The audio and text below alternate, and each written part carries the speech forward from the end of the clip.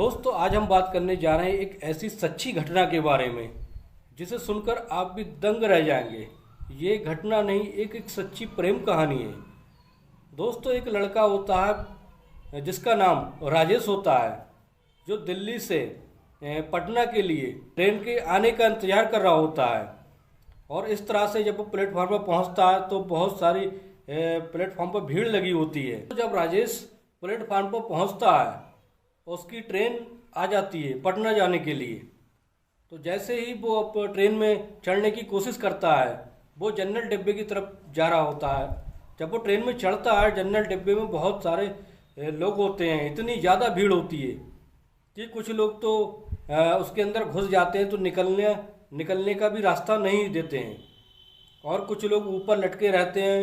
और इतनी ज़्यादा भीड़ होती है कि जो राजेश होता है, जो अंदर किसी तरह से घुस जाता है, उससे बाहर निकलने में बहुत ही परेशानी हो रही होती है।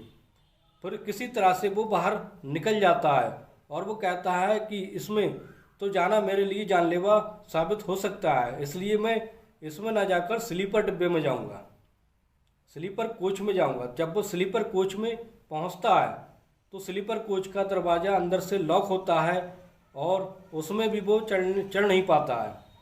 लेकिन वो किसी तरह से सोचता है कि अगर मेरे पास जो टिकट है वो जनरल का है, लेकिन मुझे एसी में जाना पड़ेगा। लेकिन दोस्तों ऐसा ही होता है, जब ट्रेन चलने लगती है तो वो राजेश जो होता है वो एसी वाले कोच में चढ़ जाता है, लेकिन उसके पास टिकट नहीं होता है। लेकिन दोस्तों जैसे ही वो एसी वाले डब्बे में पहुंचता है तो वो उस पर वो देखता है कि एक लड़की उस पर लेटी हुई थी और अपना पैर जो है मोड़कर लेटी हुई थी। तभी जाकर वो एक साइड से बैठ जाता है।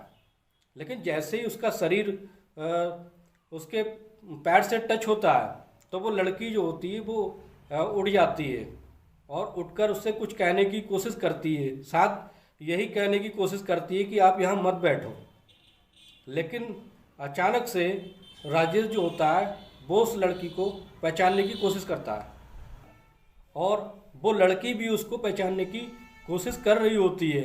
लेकिन वो फिर राजेश उस लड़की से पूछता है, क्या तुम स्वीटी हो? तो वो लड़की भी उसको पहचान लेती है और कहती, क्या तुम राजेश हो? तो इस तरह से दोनों में बातचीत होने लगती है और वो कहती है कि तुम कहाँ से आ रहे हो? तो वो लड़का राजेश कहता है कि मैं दिल्ली से पटना के लिए जा रहा हूँ, यानी अपने घर जा रहा हूँ। तो दोनों एक ही जगह के थे। तो वो ये कहती है कि दिल्ली में तुम क्या कर रहे थे?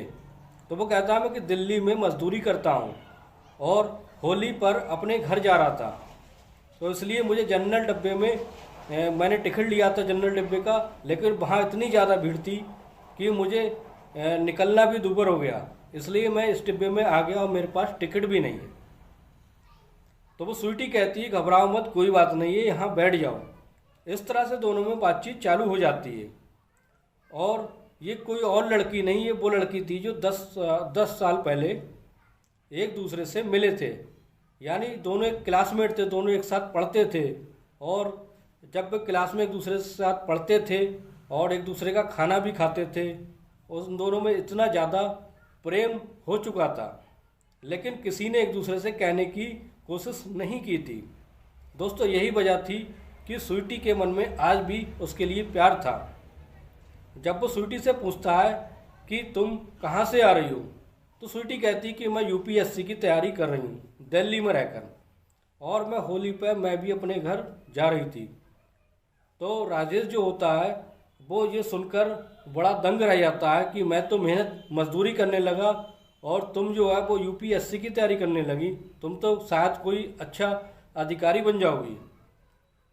तो स्वीटी कहती है कि मैंने यूपीएससी की प्री की परीक्षा पास कर ली है, अब मेरे मेन की परीक्षा मुझे पास करनी है, तो शायद मैं जल्द ही इसे क्लियर कर लूँगी। तो दोस्तों इस तरह से राजेश और स्वीटी की बातें होने लगती हैं। फिर अचानक स्वीटी उसकी चचेरी बहन के बारे में, जिसका नाम मंजू था, उसके बारे में बात करने लगती है। कहती कि मंजू जो है वो कहाँ है और वो क्या कर रही है? तो राजेश कहता है कि मंजू की तो शादी हो गई है, उससे तो 2 साल पहले उसकी शादी हो चुकी है, और वो अपने यहाँ अपने ससुराल में रहती है। तो स्वीटी कहती है क्या उसका नंबर मिल सकता है मुझे। तो वो कहता है कि उनके और हमारे बीच अब मनमुटाव हो गया है, यानी उनके पापा हमारे पापा में ज़मीनी विवाद हो गया था, इसलिए हमारी जो बातचीत है वो उनसे ख़त्म हो गई है, इसलिए हम उनसे अब कोई मतलब नहीं रखते हैं और ना ही मेरे पास उनका नंबर है। तो इतना कहकर फिर स्वीटी जो होती है वो खामोश हो जाती है। और दोस्तों फिर कुछ ऐसा होता है कि ट्रेन जो आगे किसी स्टॉप पर रुक जाती है, तो दोनों मिलकर एक रेस्टोरेंट पर खाना खाने के लिए पहुंच जाते हैं। जैसे ही खाना खाने पहुंचते हैं तभी दोनों जाकर एक अच्छा सा फूड ऑर्डर करते हैं। अब जब राजेश कहता है कि इस खाने का बिल मैं दूंगा, तो स्वीटी कहती है नहीं, तुम तो अभी मेहनत मजदूरी कर रहे हो, तुम बिल मत दो। मैं कहता है कि तुम तो अभी पढ़ाई कर रही हो, तुम्हारे पास इतने पैसे नहीं होंगे, इसलिए बिल मैं दूंगा क्योंकि मैं अब कमाने लगा हूँ। तो इतना कहकर दोनों बातचीत करने लगते हैं और फिर खाना खाकर वापस आ जाते हैं। फिर इस तरह से दोनों दोस्तों अपने घर पहुंच जाते हैं। ट्रेन जो है वो पटना पहुंच जाती है। फिर दोस्तों घर पहुंचकर जो स्वीटी होती है वो मंजू राजेश की चचेरी बहन का नंबर किसी तरह से मोबाइल नंबर मिल जाता है और उन दोनों की बातचीत होने लगती है। इस तरह से बातचीत होने लगती है तब बस स्वीटी मंजू से कहती है कि तुम्हारे भाई और उनके बीच क्या विवाद चल रहा है। तो स्वीटी को मंजू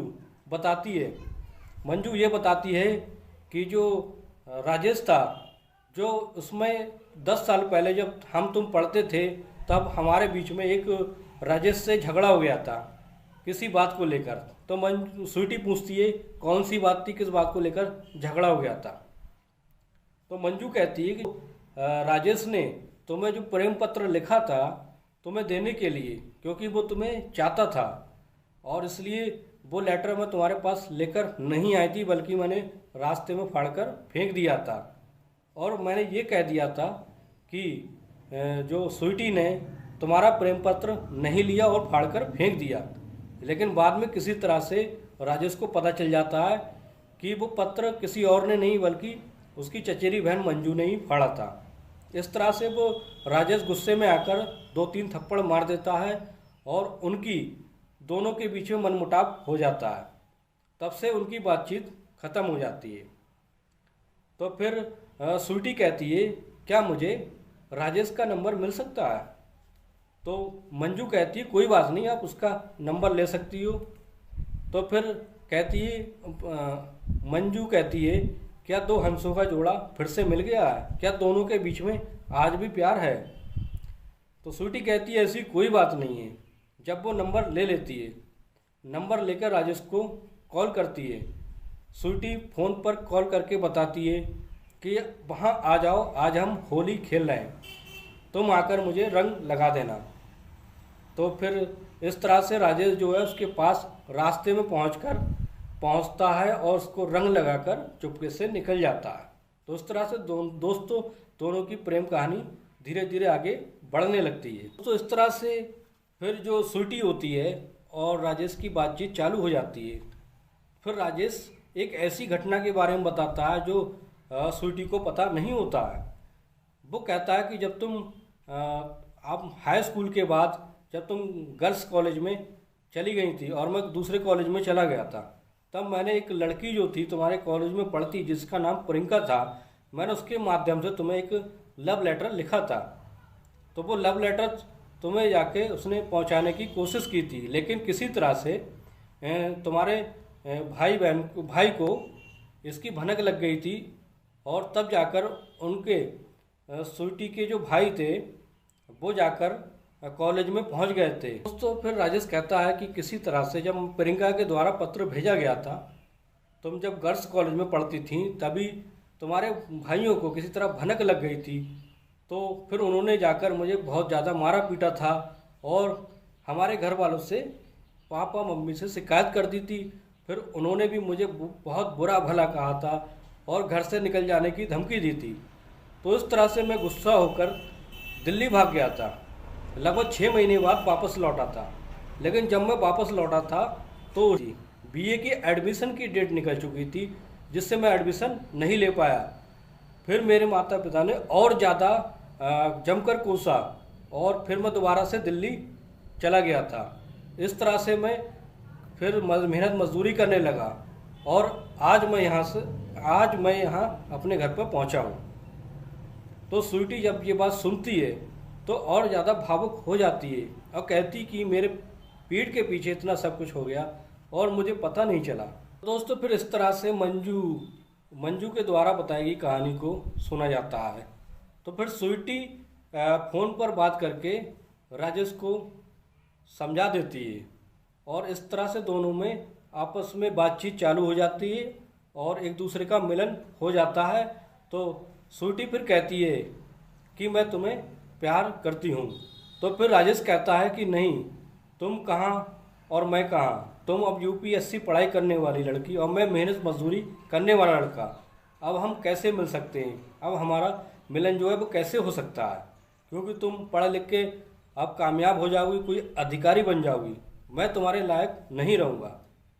तो फिर जो स्वीटी होती है वो कहती है ऐसी कोई बात नहीं है कि प्यार करने वालों के लिए कोई ऊंच नीच नहीं होती है। तो इस तरह से उन दोनों में ये समझौता हो जाता है। वो कहती है कि हम दिल्ली जाएंगे और तुम मेहनत मजदूरी जहाँ करते हो वहाँ करते रहना और मैं अपनी पढ़ाई जारी रखूँगी। तो इस तरह से दोस्तों दोनों दिल्ली के लिए निकल पड़ते हैं।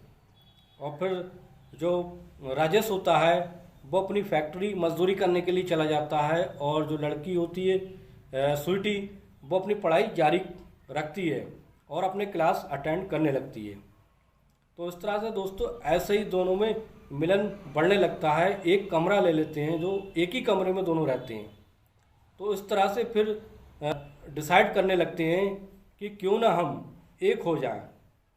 फिर कुछ दिन बाद राजेश के घर से फ़ोन आता है कि हम तुम्हारे लिए एक लड़की ढूंढ रहे हैं और तुम यहाँ आ जाओ, तुम्हारी शादी करा दी जाएगी। लेकिन जैसे ही ये बात स्वीटी को पता चलती है तो वो नाराज़ हो जाती है और उससे कहती है, राजेश से कहती है कि ऐसा नहीं होना चाहिए, तुम अपने घर वाले को मना कर दो, तुम्हारे लिए कोई और रिश्ता ना ढूंढे, उनसे ये कहना कि मैंने लड़की देख रखी है। तो इस तरह से वो राजेश होता है जो वीडियो कॉलिंग पे अपनी मम्मी को और स्वीटी को दिखा देता है तो और सारी बात को समझा देता है। तो फिर उसकी मम्मी, राजेश की मम्मी समझ जाती हैं और जब कोई भी रिश्ता आता है तो उसको टाल मटोल करके रोक देती हैं। तो इस तरह से उसकी पढ़ाई जारी रहती है। और फिर घर वालों का प्रेशर, जब उसके राजेश के पिताजी का प्रेशर पड़ने लगता है शादी को लेकर, तब स्वीटी कहती है कि अब हमें शादी कर लेनी चाहिए। तो वो किसी आर्य समाज मंदिर में जाकर चुपके से शादी कर लेते हैं और इस बात की भनक किसी को नहीं लगती है। फिर दोस्तों ऐसा होता है कि उसका जो रिजल्ट होता है लड़की का, स्वीटी का, वो मेन का यूपीएससी मेन का रिजल्ट आ जाता है और वो लड़की एक अधिकारी बन जाती है, यानी उसको ट्रेनिंग के लिए भेज दिया जाता है। और इस बात की खुशी राजेश को बहुत ज़्यादा होती है और राजेश की मम्मी को भी पता चल जाता है, तो बहुत ज़्यादा खुश होती हैं कि हमारी बहू जो है वो एक अधिकारी बनने वाली है। लेकिन इस बात की भनक किसी और को भी लग जाती है, क्योंकि उसके जो स्वीटी के घर वाले हैं उनको जब पता चलता है कि उनके साथ कमरे पर कोई लड़का रह रहा था, ये स्वीटी का जो भाई होता है वो तुरंत ही दिल्ली पहुंच जाता है और उसकी छानबीन करता है। तो वो राजेश को उससे मिलता हुआ पाता है। फिर वो इतना ज़्यादा नाराज़ हो जाता है और ये बात आकर अपने घर वालों को बताता है। तो उसके जो माता पिता, स्वीटी के माता पिता होते हैं, उससे फ़ोन करके बात करते हैं कि ये लड़का कौन है और तुम्हारे साथ क्या कर रहा है। तो स्वीटी कहती है कि ये मेरा प्रेमी है, मैंने इससे शादी कर ली है। तो इस बात का जो उन्हें बहुत ज़्यादा, उसके घर वालों बहुत ज़्यादा अफसोस होता है और बुरा भला कहने लगते हैं। लेकिन वो ये भी सोचते हैं कि ये बहुत बड़ी अधिकारी बन चुकी है, इसका हम कुछ नहीं कर सकते, लेकिन ये हाथ से निकल जाएगी। तो इसलिए वो खामोश हो जाते हैं और उसकी बात पे रजामंदी हो जाती है।